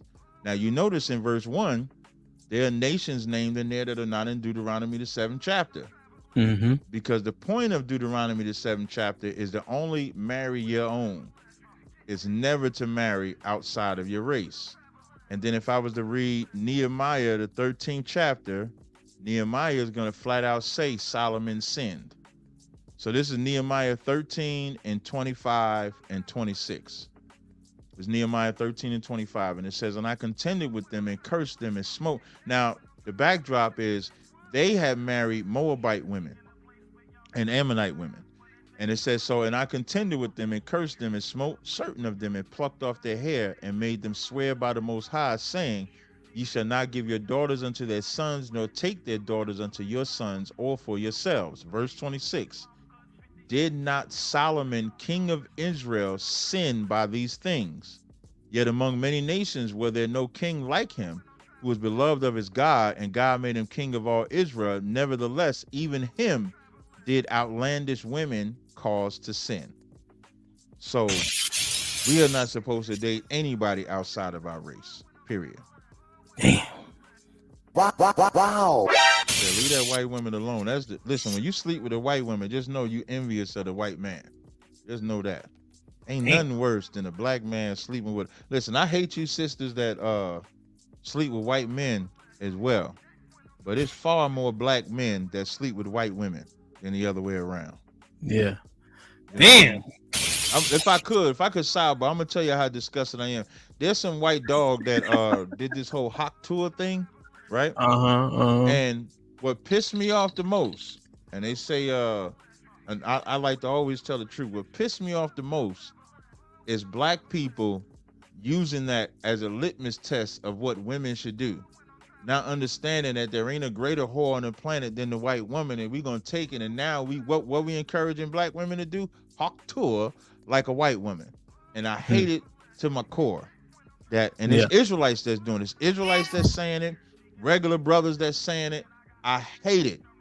I absolutely hate it. I just wanted to say that. They're like men are saying hot tour? Men are saying that the women should hawk tour like the white woman is. Like they taking what that white woman is. Say what? No, go ahead.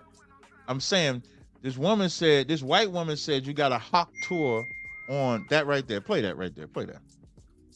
The original. Move in bed that makes a man go crazy every time. Oh, you gotta give him that hawk tour and sit on that thing. You get me? The original. No, that's a white woman. And you got black men, Israelite black men and women talk about you got to do that. And that disgusts me. Me personally, I am disgusted at all you Israelite men and all you regular brothers in the world that is using a white woman as a litmus test for what your black woman to do. That's just me. Shit like that. Damn. Okay, so all right, I had two questions that popped in my head. I want to clarify for the people. Firstly, who can they date as black people? Oh, so for us as Israel, you can date any one of the 12 tribes of Israel. That's blacks, Hispanics, and Native Indians in North, Central, and South America. We're also overseas, so we got a school overseas, and so you can date over there. But in America, you can only date black, Hispanic, and Native Indians. That's it. Can't date outside your race. Okay. Does it like, is there any differentiation? Like, you got Boricua, Taino, so you can't be a Spaniard. Like, so just because they say they Puerto Rican, you got to check and make sure they're not a Spaniard type of Puerto Rican, Spaniard, Mexican. When I say Bob Marley, that's a white man. So, Bob Marley would be off limits because that's a white man. You know what I mean? That's how we look at it. We look at what you are ethnically. It's not about your skin tone at all. It's just about what you are ethnically. So if you're an ethnic Israelite, so if you're ethnic Taino, ethnic black, ethnic Native Indian, then you're fine. If you're not those things, then you can't. Okay. So obviously they're gonna want to understand. We don't got to go too far, but far enough so that they get the understanding. Yeah, I can give a brief rundown. How is Bob white? Oh, his daddy white. Oh, Google Bob. Shit, Google Bob Marley's father. When you Google Bob Marley's father, Bob Marley looks like his father in blackface. Them little lips, that little nose, them beady eyes. He get all that from his white father. His skin tone and hair texture he gets from his black mother. But you just Google Bob Marley. Now, Google Bob Marley's father. How do you answer the question? You say, well, his mom white? I mean, his mom black?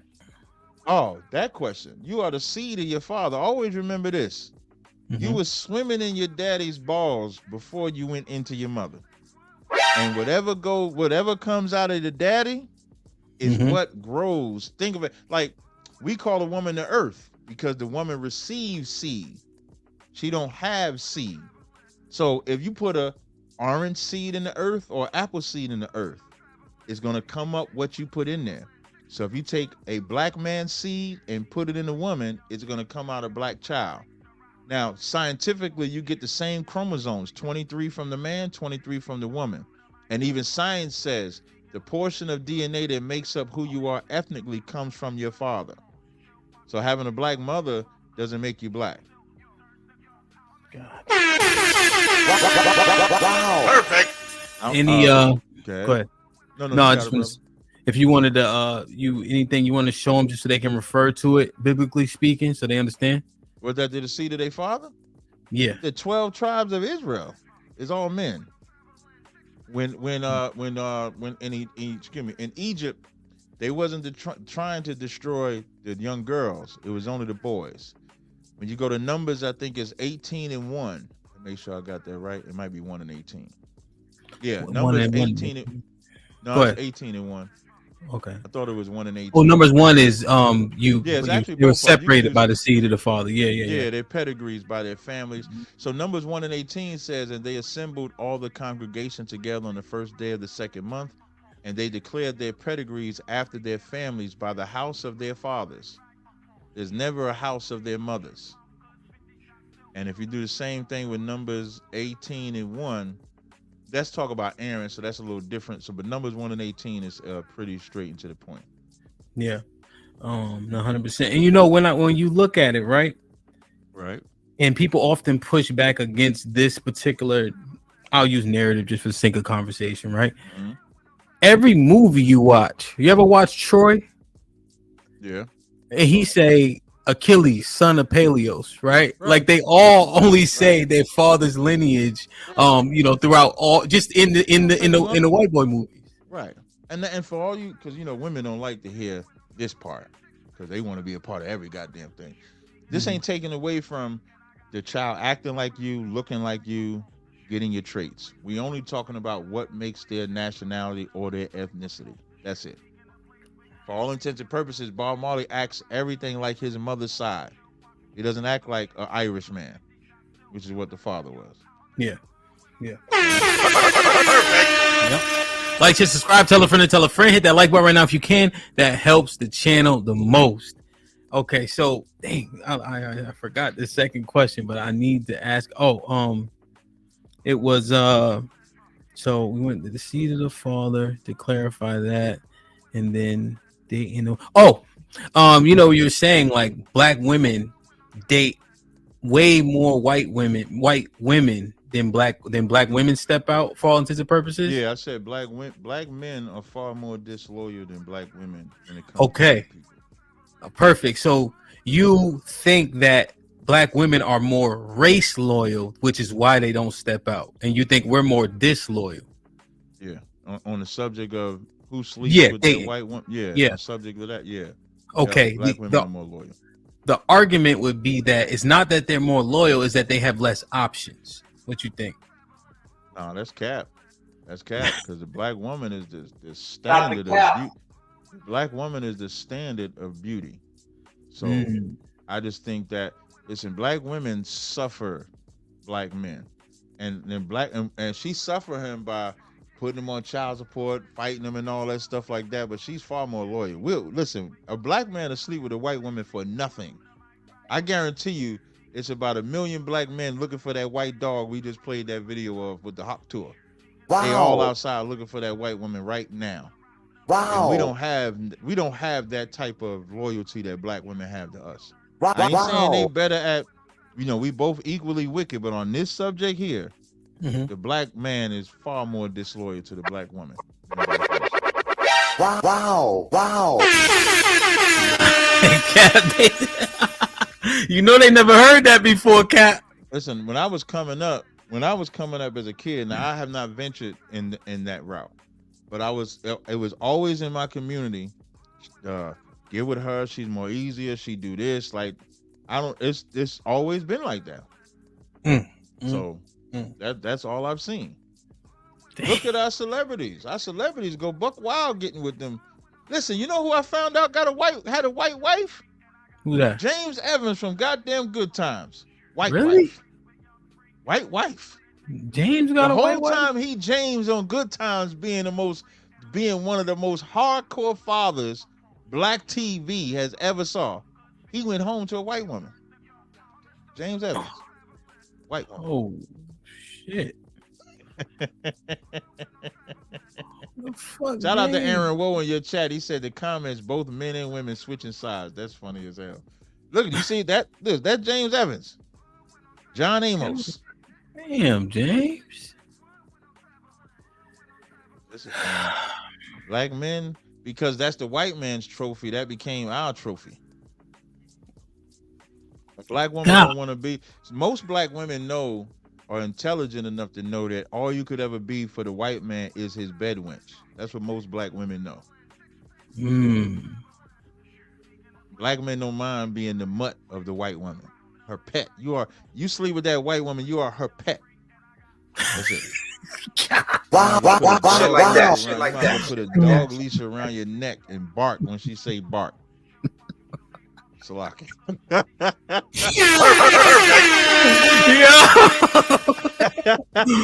Golly. Like, share, subscribe to.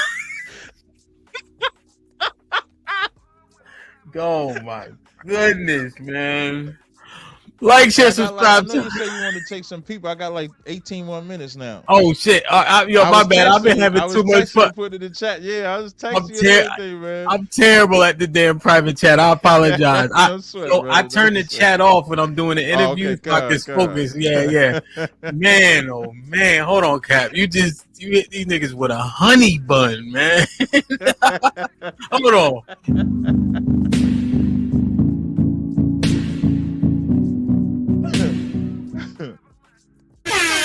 Man, like, share, subscribe, tell a friend, hit that like button right now if you can. That helps the channel the most. Cap, I got one question. I'm gonna drop the link. I'm gonna read the super chats, and then we're gonna let the people talk to you. Okay. Dropping the link now for anybody who has a question. A pet is crazy. Yeah, you're a pet. And then one question I want to ask you, and this will be brief. Why the Power Ranger suits? Listen, man, you see how glorious my brother was in the commercial we just played. Them guys was fire.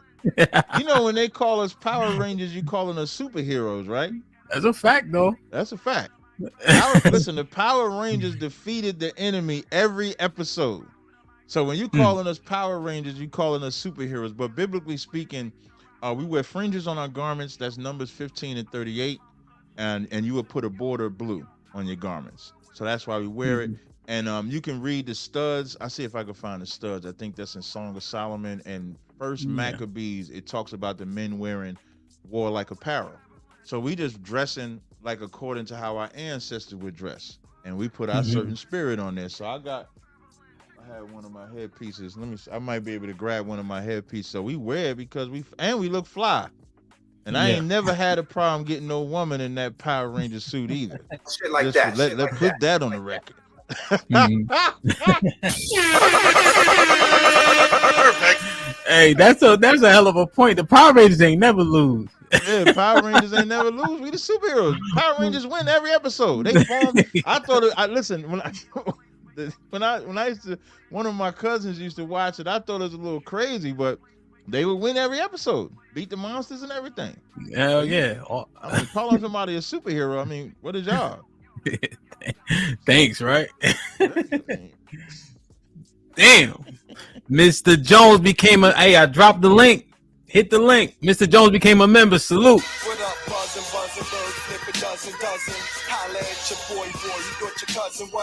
The Sammy gifted 1 membership. Salute, my brother. I appreciate you.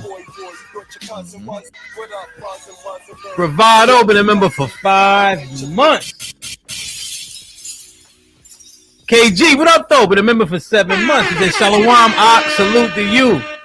Tim Smith became a member. Appreciate you. August must have upgraded. Salute. KG was popping.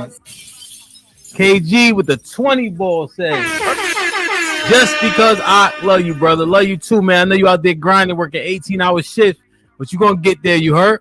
Keep your head up. And you also gave me an opportunity to play OJ for the first 20 ball of the day.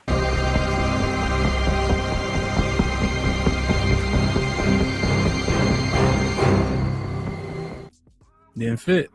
Judah with the $2 says, Shalom, Hamp, and Captain. Peace and blessings to all. Salute, my brother. Peace to that brother as well.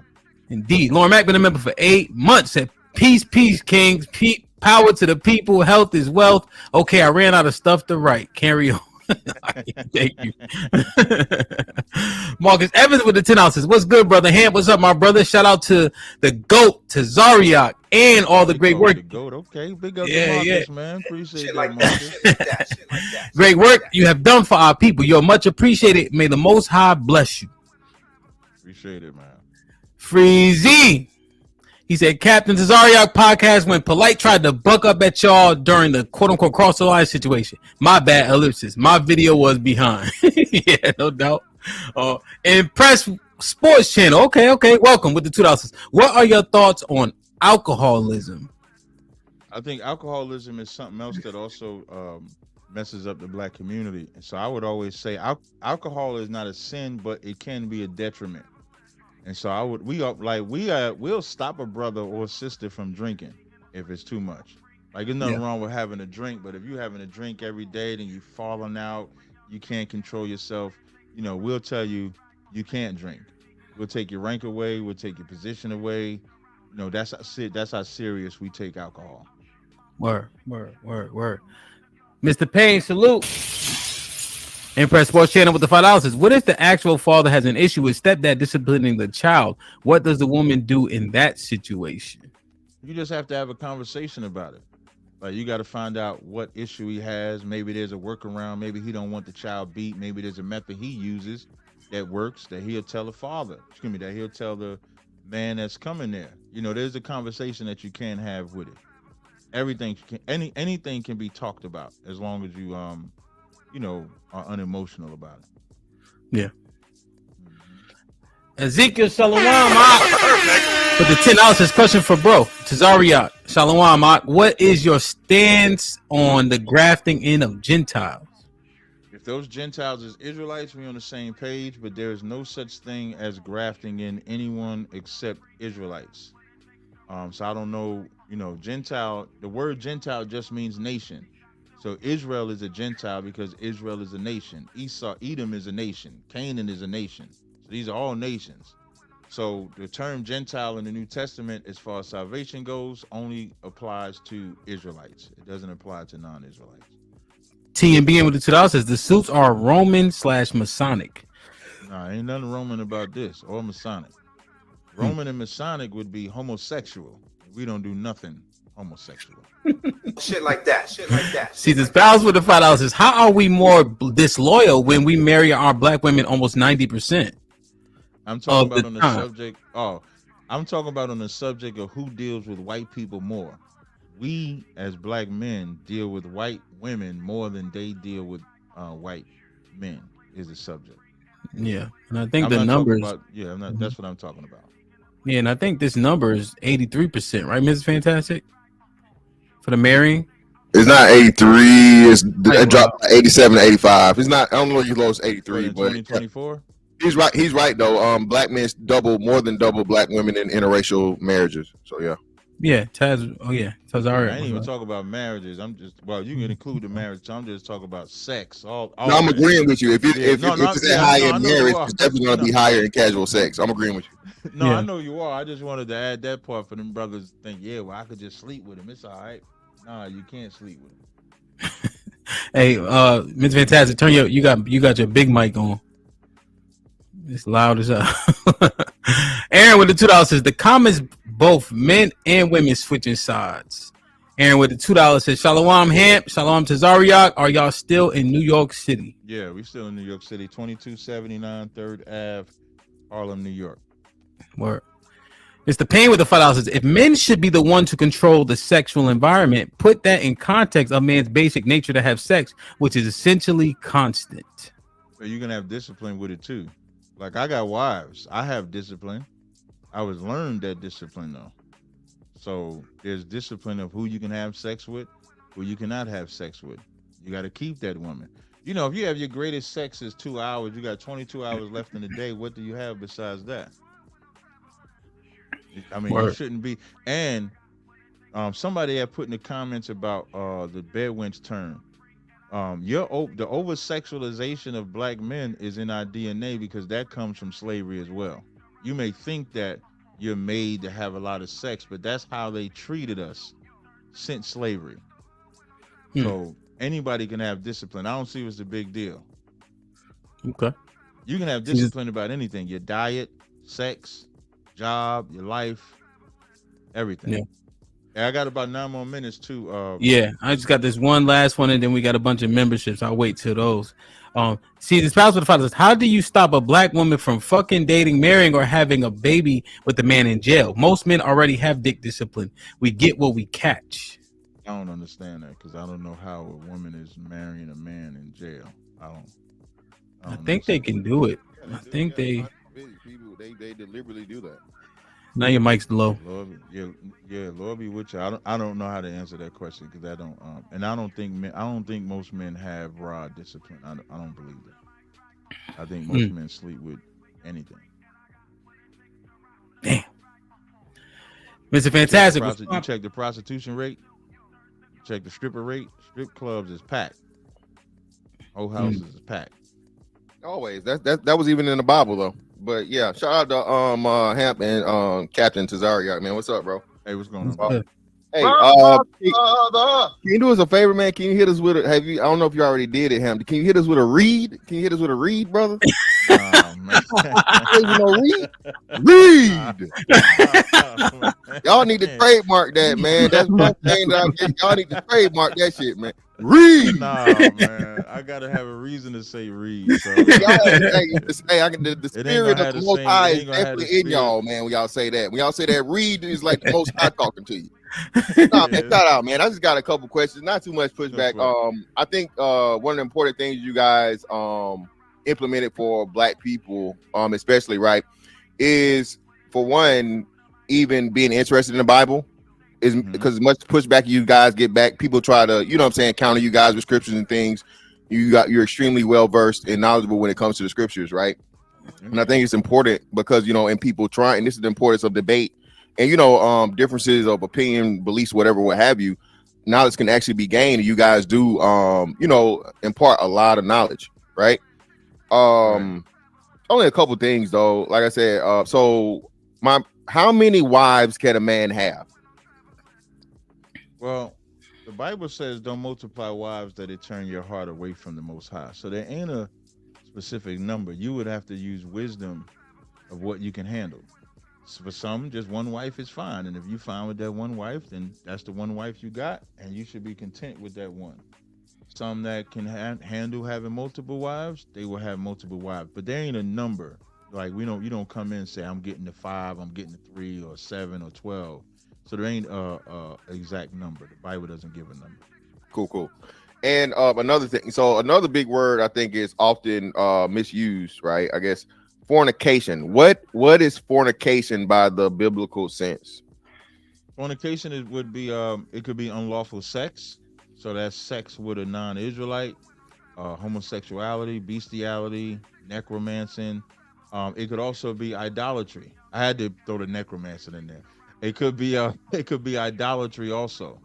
So idolatry could be you know, false idols and stuff like that. It could be incest, sleeping with you know, like your mom, your uncle, your father, grandparents. So Captain Cesar, I just got to pause you, brother. So what about, you know, hey, you know, women are in love with these roses, brother? Would that rose be fornication? Wow. Brother. From what I know, the rose is not fornication. That ain't natural. The device is not natural.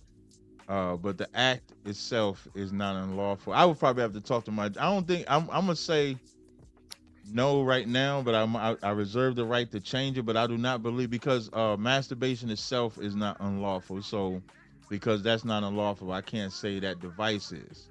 Okay. But I do know, I would say you can't use no device. But that's just me personally. So I don't want to make my personal opinion be the law. So I will ask my general this Thursday about the rose. I just found out about the rose like 3 weeks ago. Somebody asked me about it. I didn't know what it was. I thought it was a scent they wanted me to make or something like that. I didn't know what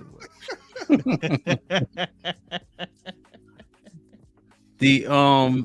I get, but in terms of Cap, like men having sex with other women of their nation,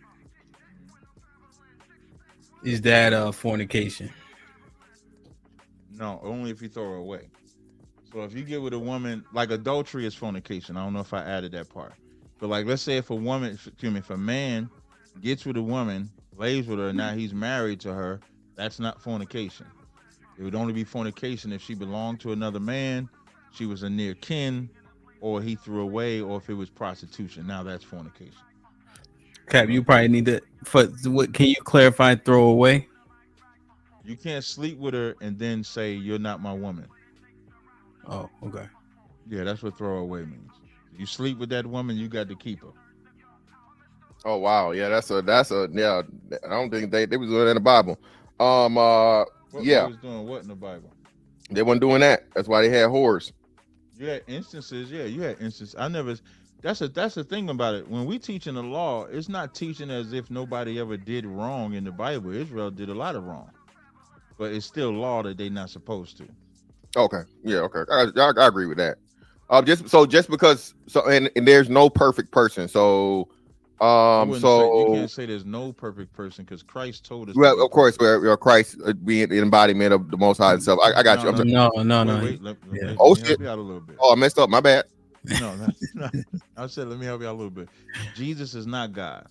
Jesus has a mother and father like you and I have a mother and father. His name was Joseph. He's the son of God. All of us are the sons of God, but he is the son of God. But Joseph is his biological father. Mary is his biological mother. Okay. And Christ told us to be perfect. That's Matthew 5:48. It said, "Be ye therefore perfect." You're being perfect according to the law, not according to what man considers the law, but what God considers the law. So you can be perfect. There's not a commandment that you have to break. Okay. So okay. Okay. I got you. So Mr. Fantastic is saying keep the law, and that's what would make you perfect. Yes, try your best to follow the law and the commandments, and then you I just take the word try out the equation. I just say keep the law. So Okay. like when I think about the law, let's take the dietary law, Leviticus the 11th chapter. So I don't have to eat shrimp, crab, lobster. I ain't got to eat that. I ain't got to commit adultery. I don't have to steal. I don't have to covet. So I don't have to break the law. And if you're not breaking the law, that's what perfection is.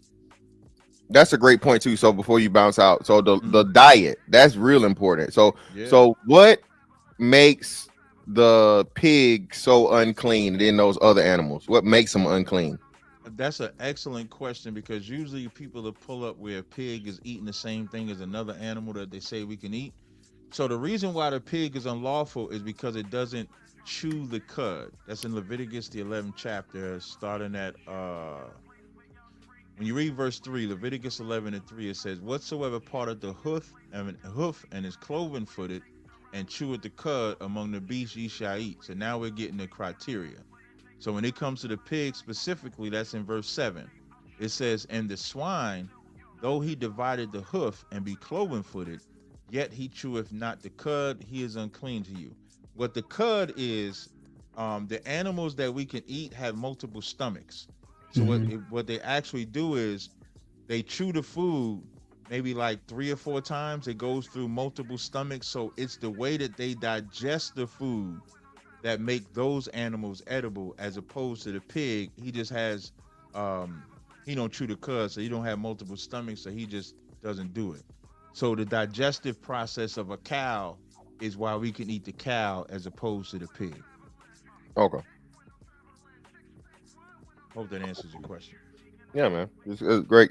Hey, thank you for the information. Well, you couldn't get a read. Can we get a that's right? That's right. Can we get one of them out the way? That's right. It's gonna be corny. You did it. It's better. I'm not. Hey, man, I don't. And it's a Mortal Kombat suit, by the way. One thing I ain't good at on the spot statements and stuff like that because it ain't natural. It's gonna be corny. But we can always do this again. It is 2:00. I got a hard 2:00 because I got to get ready to go down to Atlanta. But I did appreciate y'all having me on, especially with you, Hamp. You already. I was looking forward to this. Yeah, man. It was risky. Hey, Cat, you said some shit, man. I know we got some breakdowns over it for sure. If they tag me, I'm gonna tag you so you see them. Tag me back in it. If they wanna do like a panel, where it's just panel based instead of just you and I I'm down Yeah. for that too. So you just let me know and we can work that out. Yeah, I'll text you and all that. We could plan it. I usually like to do those like when Deacon came on like a Wednesday night. So, but I'll convene with you. We'll get it popping. All right, no sweat. All right, no sweat. All right, Cap. Love you. Be safe. Love y'all too. All right, take it easy. Shalom. Man. All right. All right, y'all. I appreciate y'all rocking with me, man. I would love to stay, but I got a ton of things to do to get ready to go down to Atlanta. So until next time, I say shalom. I want to shout out my super chat people. Shout out to William McLeod, gave a $20 donation. My brother Eternal, $2. Ville gave a donation. Avis gave a donation and said, show some love and get those likes up. So shout out to y'all, man. It's always important, man, when y'all donate and support. And until next time, shalom, Israel.